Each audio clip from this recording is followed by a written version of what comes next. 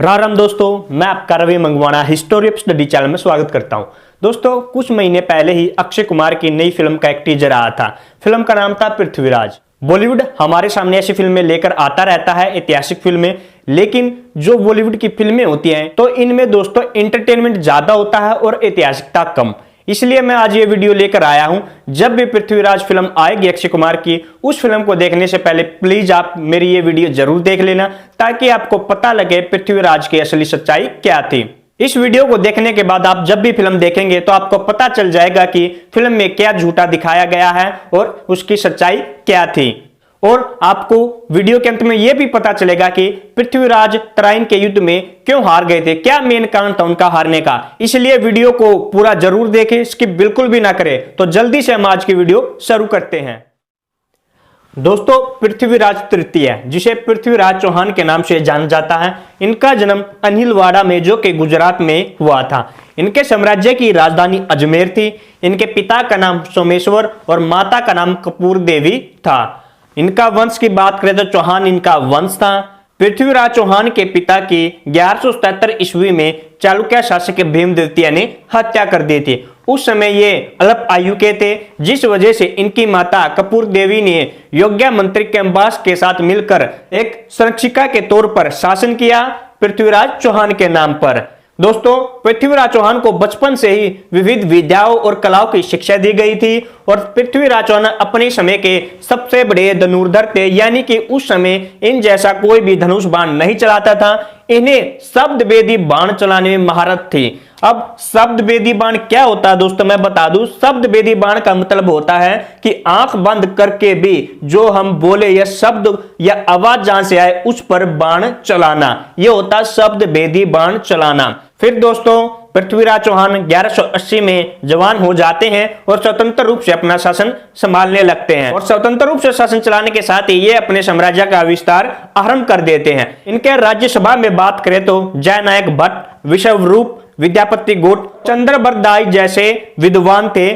चंद्रबरदाई वही है जिन्होंने पृथ्वीराज रासो लिखे थे, जो कि पृथ्वीराज चौहान के बारे में हमें काफी जानकारी देते हैं। पृथ्वीराज रासो की बात करें तो दोस्तों, ये हिंदी साहित्य का प्रथम महाकाव्य भी है, ये आपको याद रखना है। तो दोस्तों, पृथ्वीराज रासो में ही सोमेश्वर की हत्या की कहानी बताई गई है कि चालुक्य शासक भीम द्वितीय ने कैसे उनकी हत्या की थी। पृथ्वीराज रासो में बताया गया है कि जो पृथ्वीराज चौहान है, इनके चाचा थे कहना देव। उन्होंने क्या किया था, उन्होंने भीम द्वितीय के चाचा, जिनका नाम था सारंग देव, उनके 7 पुत्रों को अपने दरबार में बुलाकर उनकी हत्या कर दी थी, जिस वजह से भीम द्वितीय काफी गुस्सा हो गए थे और उन्होंने चौहान वंश पर आक्रमण किया और फिर पृथ्वीराज चौहान के पिता सोमेश्वर की हत्या कर दी थी। यह कहानी हमें पृथ्वीराज रासो से पता चलती है। साम्राज्य विस्तार में पृथ्वीराज सबसे पहले अपने चाचा नागार्जुन, जो कि विग्रहराज चतुर्थ के पुत्र होते हैं, उनसे युद्ध करते हैं। क्यों युद्ध करते, इसका कारण यह होता है कि जब पृथ्वीराज चौहान छोटे होते, कम उम्र के होते हैं, तो इनके चाचा नागार्जुन है जो गद्दी पाना चाहते थे। इसी वजह से ये जब बड़े होते पृथ्वीराज तो इनके खिलाफ युद्ध करते हैं। युद्ध होता है गुड़पुर, जो कि गुरुग्राम आज का है हरियाणा में, वहां पर होता है और उनको हरा देता है पृथ्वीराज चौहान। और पृथ्वीराज चौहान अपने समय के मदानक राज्य, चंदेल वंश और भी जो राज्य थे सभी को हरा देता है। यानी कि अपने समय का ऐसा शासक था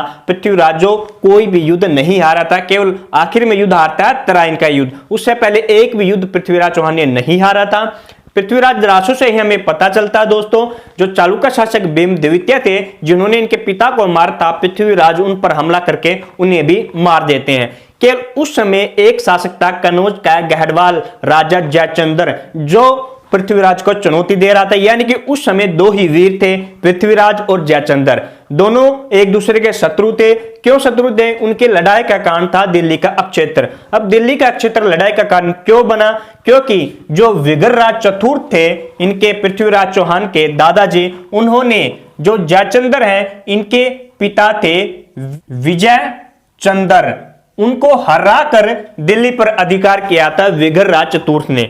जिस वजह से जो जयचंद्र है, दिल्ली को अपना पैतृक राज्य समझते थे, यानी कि ये हमारा ही है, इस पर अधिकार करना चाहिए। तो इसको लेकर दोनों की लड़ाई थी और इनकी दुश्मनी एक और घटना के बाद और ज्यादा बढ़ जाती। क्या थी घटना जो पृथ्वीराज जरासु से हमें पता चलती है। जो जयचंद्र की पुत्री थी संयुक्ता, वो पृथ्वीराज से प्यार करती हैं और जयचंद्र क्या करते हैं, राजसूय यज्ञ करवाते हैं और संयुक्ता का स्वयंवर करवाते हैं। लेकिन पृथ्वीराज को नीचा दिखाने की वजह से वे पृथ्वीराज को इसमें नहीं बुलाते और पृथ्वीराज उसमें बलपूर्वक आ जाते हैं और संयुक्ता को भरी सभा में उठाकर ले जाते हैं और उनसे विवाह कर लेते हैं, जिससे कि इन दोनों की दुश्मनी और ज्यादा बढ़ जाती है। दोस्तों ये आपको जरूर याद रखना है कि संयुक्ता से विवाह करने से पहले ही 1191 ईस्वी में तराइन का प्रथम युद्ध हो गया था। यानी कि तराइन के प्रथम युद्ध के बाद की घटना है जब ये संयुक्ता को उठाकर उनके साथ विवाह करते हैं। जो प्रथम युद्ध होता है तराइन का, वो मोहम्मद गोरी और पृथ्वीराज चौहान के बीच होता है। मोहम्मद गोरी जो कि एक मुस्लिम आक्रमणकारी होता है। दोस्तों मोहम्मद गोरी इस युद्ध में बहुत ही बुरी तरह हार जाता है, क्योंकि जो पृथ्वीराज चौहान का सामंत गोविंद राज होता, काफी वीर होता है, वो मोहम्मद गोरी को बुरी तरह से हरा देता है और सारी सेना वापस गजनी भाग जाती है। फिर दोस्तों अगले ही साल 1192 में तराइन का दूसरा युद्ध होता। तराइन करनाल के पास एक तरावड़ी गांव है, वो स्थान है आज भी है, हरियाणा में है, ये याद रखना है आपको। तराइन का जो दूसरा युद्ध होता है वो मोहम्मद गोरी और पृथ्वीराज चौहान के बीच फिर से होता है, जिसमें मोहम्मद गोरी जीत जाता है। अब इतिहासकार जो अब इस पर बात करते हैं वो क्या बातें करते हैं, उनका मानना है कि जब 1191 का जो तराइन का प्रथम युद्ध हुआ तो उसमें पृथ्वीराज चौहान ने क्या किया, जब मोहम्मद गोरी पीछे जा रहा था, यानी कि इसकी सेना हार कर भाग रही थी, तो उसका पीछा नहीं किया, क्योंकि सेना बहुत थक गई थी। उनका पीछा करके उनको मार देना चाहिए था, इतिहासकार ये मानते हैं, ताकि ये अगले साल आते ही नहीं। क्योंकि दोस्तों पृथ्वीराज एक राजपूत थे और काफी वीर थे। उनका मानना था कि युद्ध में वे पीठ पर शत्रु के वार नहीं करते, इस वजह से उन्होंने पीछा नहीं किया। कुछ इतिहासकार यह मानते हैं कि पृथ्वीराज चौहान प्रथम युद्ध के बाद तराइन के अपनी नई पत्नी संयुक्ता के साथ ज्यादा समय व्यतीत करने लगे थे। वो युद्ध की तैयारी की तरफ कोई ध्यान नहीं देते, यानी कि वे विलासितापूर्ण जीवन व्यतीत करने लगे थे, जिस वजह से इन्हें दूसरे युद्ध में हार का सामना करना पड़ा। वहीं दूसरी ओर मोहम्मद गोरी है जो वो युद्ध की तैयारी कर रहा था। एक साल उन्होंने युद्ध की तैयारी की और पृथ्वीराज चौहान के शत्रु भी काफी हो गए थे, क्योंकि जिन राज्यों को इन्होंने हराया था उन सभी ने मोहम्मद गोरी का साथ दिया था और कहीं ना कहीं जो जयचंद्र हैं उन्होंने भी साथ दिया था। बताया जाता है पृथ्वीराज जरासु में ही जब तराइन के दूसरे युद्ध में पृथ्वीराज चौहान की हार होती है, उन्हें मार दिया जाता है, तो जयचंद्र अपने राज्य में दिए जलाता है और खुशियां मनाता है। ये पृथ्वीराज जरासु में बताया गया है। तो दोस्तों हम बात करते हैं कि 1192 का जो तराइन का दूसरा युद्ध हुआ था, जिसमें पृथ्वीराज की हार हुई थी, तो उसमें क्या हुआ था, तो उसमें पृथ्वीराज की मृत्यु उसी समय हुई थी या बाद में हुई थी, इस पर काफी विवाद है। इसमें काफी इतिहासकार है, जिसमें चंद्रबरदाई जो उनके राज दरबार में ही रहते थे, जिन्होंने पृथ्वीराज जरासु रखी है, चंद्रबरदाई का मानना है कि पृथ्वीराज को युद्ध में बंदी बना लिया था और उसको गजनी ले जाया गया। गजनी में पृथ्वीराज ने गोरी को मारने की कोशिश की, लेकिन वह सफल नहीं हुए, जिस वजह से गोरी ने उनको मार दिया। ये चंद्रबरदाई का मानना है। और मिनाज जो कि एक इतिहासकार है 13वीं शताब्दी का मानना है कि पृथ्वीराज की युद्ध में ही हत्या कर दी गई थी, यानी कि उन्हें युद्ध के समय ही मार दिया गया था।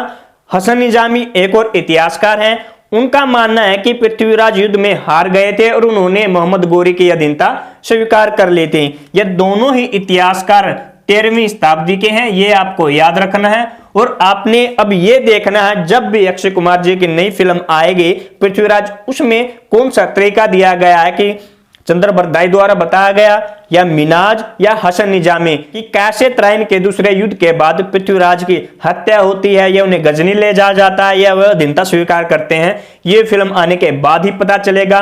तो दोस्तों फिल्म देखने से पहले वीडियो जरूर देख लेना। ये सारी जानकारी थी पृथ्वीराज चौहान के बारे में। तो अगर ये जानकारी दोस्तों आपको अच्छी लगे तो प्लीज वीडियो को लाइक, शेयर और कमेंट करें और हमारे चैनल को सब्सक्राइब करना ना भूलें।